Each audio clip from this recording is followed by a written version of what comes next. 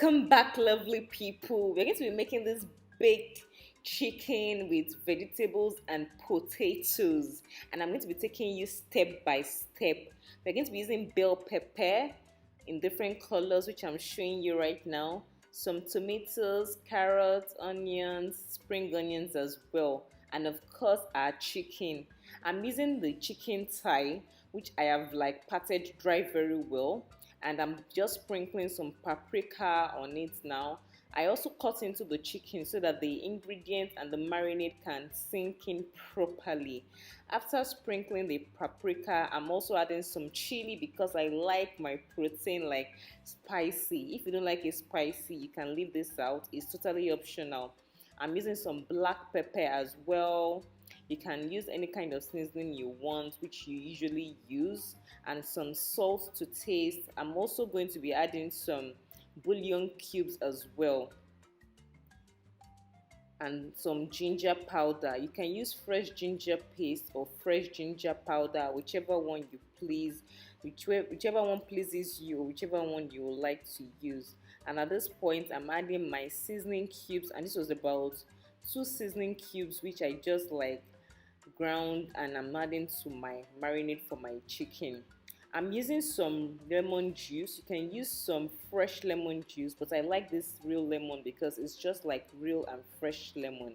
This is just about 2 tablespoons, which I'm adding to my chicken, and some olive oil to baste the chicken as well. This is about 2 tablespoons of olive oil, and I'm just going to be mixing this with my hands to make sure that all my sauce and all my marinade goes into my chicken properly. Like, it has to be spicy, it has to like be full of the seasoning, and this is exactly what I'm trying to achieve. After mixing this for about 5 minutes, and I was sure that I'd gotten what I wanted, I covered up the chicken to marinate for about 30 minutes before using it for my baked potato and vegetables. So while it's marinating, we are going to be cutting into our vegetables, and I'm going to be starting with my potatoes.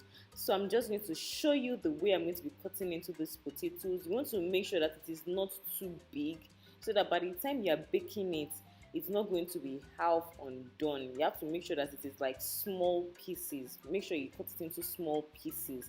And guys, this is totally optional.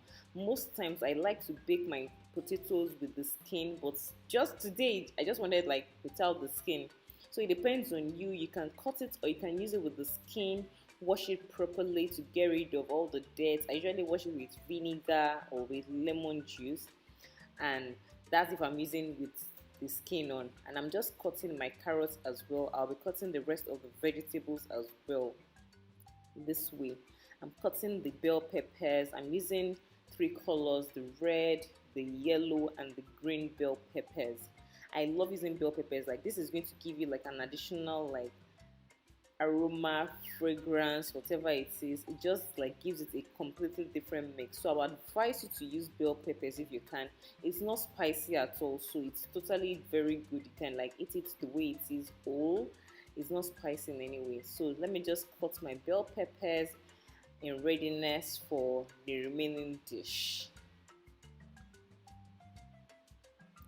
I'm cutting my onions as well. I'm using a whole onion bulb, and if you notice, I'm not cutting it into fine pieces because I'm baking. You don't want it to like be non-existent in your dish, so I'm just trying to cut it into chunks. If you can see what I'm doing, if you can notice it, it's not going to be finely chopped as much as possible. And I've almost finished everything. The last thing I'm doing is to cut my tomatoes as well. You can use cherry tomatoes as well if you wish. Any kind of tomato is absolutely fine, whichever one you like, but I prefer this method. I prefer using this particular one. So now that I'm done with all my vegetables and my potatoes, it's now time for me to transfer it into my baking tray.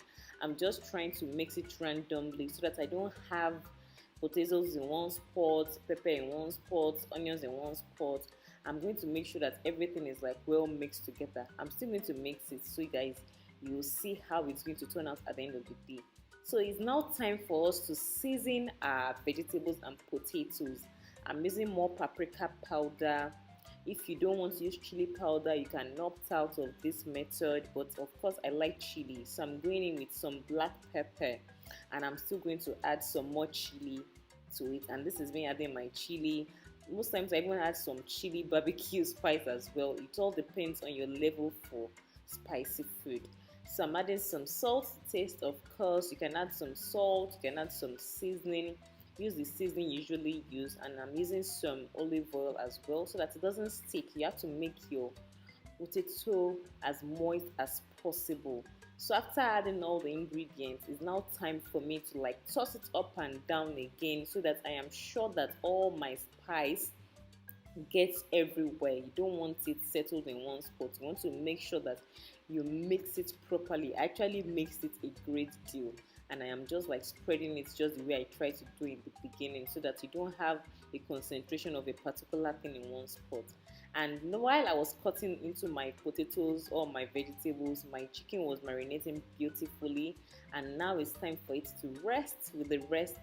Sorry, what does that even mean? It's time for it to rest with the other ingredients, and I'm just going to place it at the very top of my potatoes and my other vegetables, and I'm adding the rest of the marinade to it so that it gives me more sauce as much as I want. You're going to be baking this for about 50 minutes, guys. It depends on your oven settings. I use 350 degrees, and I baked this for about 50 minutes. I checked it back and forth to be sure that it was baked well, and I covered it with a foil. In total, I used like almost 1 hour, and at the end of the day, this was what I had. At this point, it was not totally done for me, so I returned it back for about 5 minutes just to be sure that my potatoes and my chicken were well done. Like, and at this point, guys, it was like the aroma was out of this world. This was exactly what I was going for. So I added some spring onions and parsley as well. Thank you so much for watching. I'll see you in other videos. Bye.